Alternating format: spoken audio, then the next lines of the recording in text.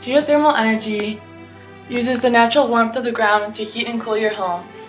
Nearly half of the solar energy that reaches the earth remains stored in the ground at a constant temperature of about 55 to 80 degrees Fahrenheit depending on your location.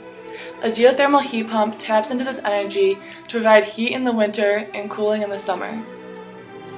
A geothermal heat system consists of three main parts. The first one is a heat exchanger, or a loop of pipes buried under the ground to transfer energy to and from the system.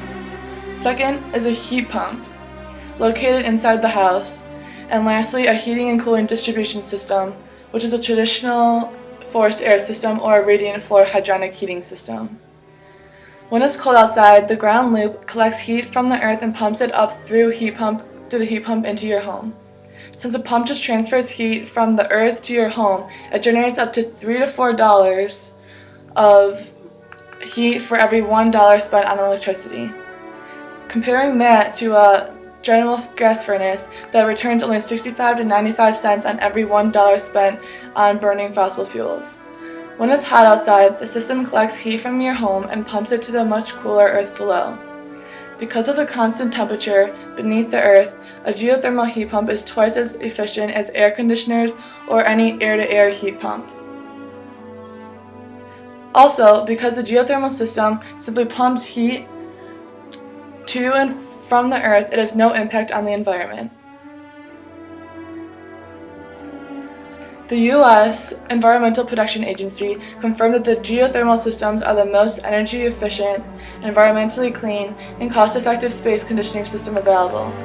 With this system, you can save up to 70% of monthly energy bills. It also has a quiet operation inside and out of your house and can provide clean, renewable energy. They are backed by one of the best warranties in the industry and are designed to give up to 50 years of reliable service.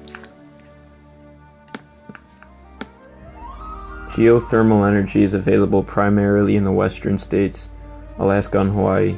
However, earth energy can be tapped almost anywhere with geothermal heat pumps and direct use applications. Other enormous and worldwide geothermal resources, hot dry rock and magma, for example, are awaiting further technology development. There are several advantages to geothermal energy. First and foremost, geothermal energy is renewable. Secondly, geothermal energy doesn't produce pollution and at the same time doesn't contribute to the greenhouse effect. The power stations for geothermal energy don't take up a lot of room, and because of this, they tend to have less of an impact on the surrounding environment.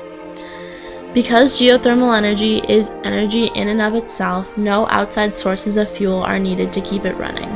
And lastly, once you've built the geothermal power station, the energy is nearly free.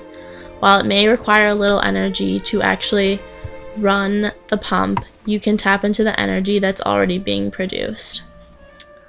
Perhaps the biggest drawback when it comes to geothermal energy is that you can't just set up a geothermal power station anywhere you want.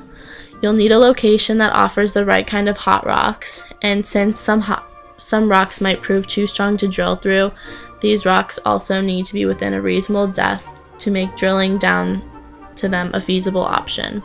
Volcanic areas often provide the most geothermal efficiency.